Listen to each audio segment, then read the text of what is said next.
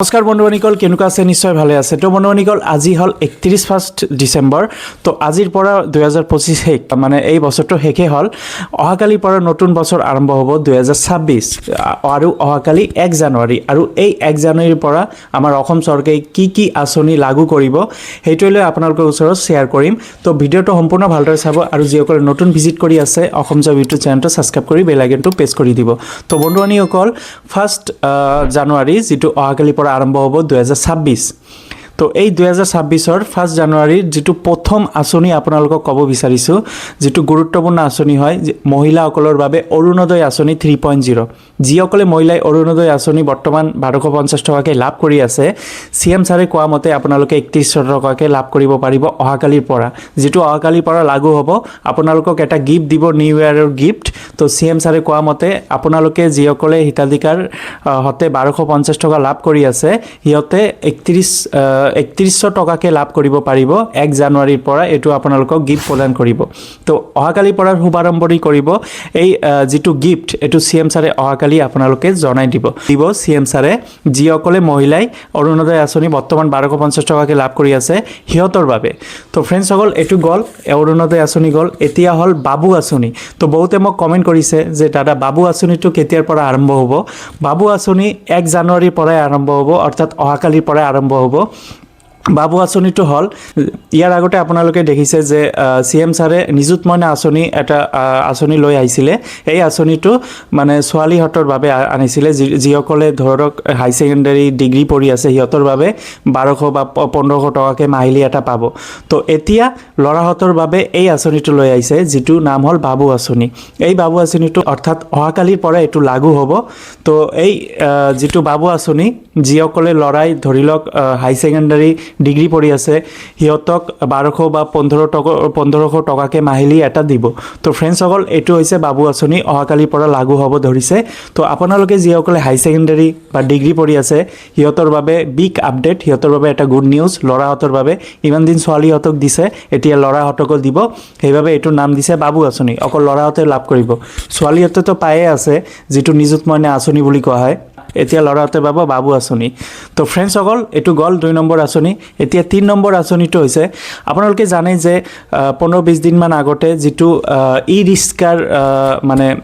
online apply হৈ আছে বৰ্তমান আজি হল 31 ডিসেম্বৰ আজিৰ দিনটো হৈছে লাষ্ট ডেট আপোনালোকে এপ্লাই কৰিছে নে ই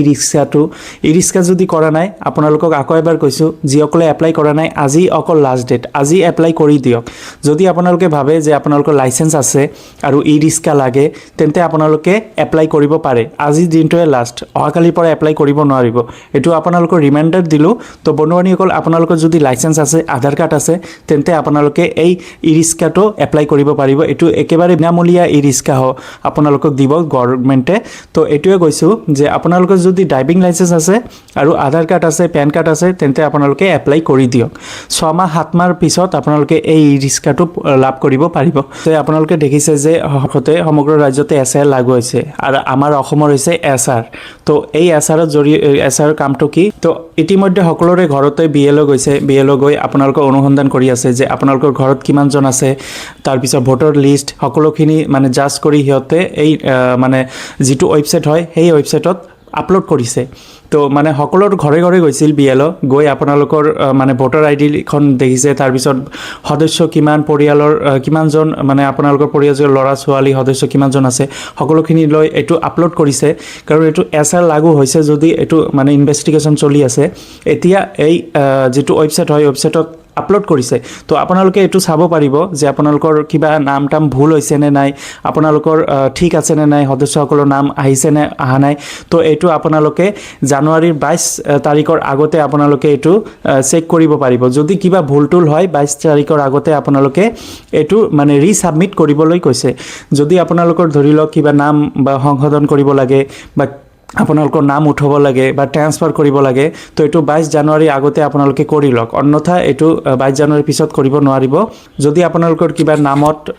ধৰি লওক নামটো সংশোধন কৰিব লাগে নামৰ স্পেলিং ভুল হৈছে এইটো কৰিব পাৰিব 22 জানুৱাৰীৰ আগতে তো বন্ধুবান্ধৱীসকল আৰু চাই ল'ব যে আপোনালোকৰ সদস্য নাম উঠিছে নে উঠা নাই ল'ৰা ছোৱালী যিসকলে 18 বছৰ ওপৰত আছে সিহঁতৰ নাম উঠিছে নে উঠা নাই যদি উঠা নাই আপোনালোকে সংশোধন কৰিব পাৰিব আৰু যদি কাৰোবাৰ ভোটাৰ লিষ্টৰ নাম ট্ৰান্সফাৰ কৰিব লাগে ধৰি লওক যিসকলে মানে বিবাহিত সিহঁতে মানে এই ঠাইৰ পৰা আন ঠাইলৈ ট্ৰান্সফাৰ কৰিব লাগে সিহঁতৰো এইটো কৰিব পাৰিব এইটো বৰ্তমান 22 জানুৱাৰী আগতে কৰিব লাগিব তো ফ্ৰেণ্ডছসকল 5 নম্বৰ আঁচনিটো হৈছে যিটো আপোনালোকৰ সকলোৰে গুৰুত্বপূৰ্ণ যিটো হৈছে ৰেচন কাৰ্ড যিসকলৰ আছে সিহঁতে ইমান দিন আপোনালোকে জানে যে ইমান দিন আপোনালোকক চাউল দিছে বিনামূলীয়া তাৰ পিছত দালি চিনি নিমখ দিলে 117 টকাকে 1 কেজি দালি 1 কেজি চিনি আৰু 1 কেজি নিমখ 117 টকাকে আপোনালোকে লাভ কৰিছে কিন্তু অহা জানুৱাৰী মাহৰ পৰা এইটো 117 টকাৰ বিপৰীতে 100 টকাকে লাভ কৰিব পাৰিব 17 টকা দিব নালাগে অকল 100 টকা দিলেই আপোনালোকে দালি চিনি নিমখ লাভ কৰিব পাৰিব আৰু আপোনালোকে চাউলটো বিনামূলীয়া পায়ে আছে তো এইটো ৰেচন কাৰ্ড থকা সকলোৰে বাবে এইটো গুড নিউজ ইমান দিন 117 টকাকে মানে আপোনালোকে পে কৰিছে দালি চিনি নিমখৰ এতিয়া 100 টকা দিলেই হ'ব দালি চিনি নিমখৰ অকল মানে 100 টকাৰ ভিতৰত দালি চিনি আৰু নিমখ লাভ কৰিব পাৰিব 1 কেজিকে আৰু ফ্ৰেণ্ডছসকল চাউলটো ইমান দিন বিনামূলীয়া পাইছে বিনামূলীয়া পাই থাকিব চাউলটো তো ফ্ৰেণ্ডছ ভিডিঅ'টো কেনেকুৱা লাগিছে যদি ভাল লাগে লাইক কৰি দিব নিজৰ বন্ধু বান্ধৱীসকলক শ্বেয়াৰ কৰি দিব আৰু যিসকলে ভাবি আছে যে ই ৰিক্সা এপ্লাই কৰিব বিচাৰে মই ইয়াৰ আগত এটা ভিডিঅ' বনাই দিছিলোঁ এই ভিডিঅ'টো চাই আপোনালোকে এপ্লাই কৰিব পাৰে আজি হ'ল লাষ্ট ডেট আপোনালোকৰ বাৰে বাৰে কৈছোঁ যিসকলে এপ্লাই কৰা নাই এপ্লাই কৰি দিয়ক 6-7 মাহ পিছত আপোনালোকৰ ই ৰিক্সা লাভ কৰিব পাৰিব তো ফ্ৰেণ্ডছসকল এইটো বিনামূলীয়া হয় গভৰ্ণমেণ্টে দি আছে আপোনালোকৰ সুবিধাৰ বাবে যদি আপোনালোকে ভাবে যে ই ৰিক্সা লাগে তেন্তে এপ্লাই কৰি দিয়ক তো ফ্ৰেণ্ডছসকল ভিডিঅ'টো কেনেকুৱা লাগিছে যদি ভাল লাগে লাইক কৰি দিব আৰু নিজৰ বন্ধু বান্ধৱীসকলক শ্বেয়াৰ কৰি দিব ধন্যবাদ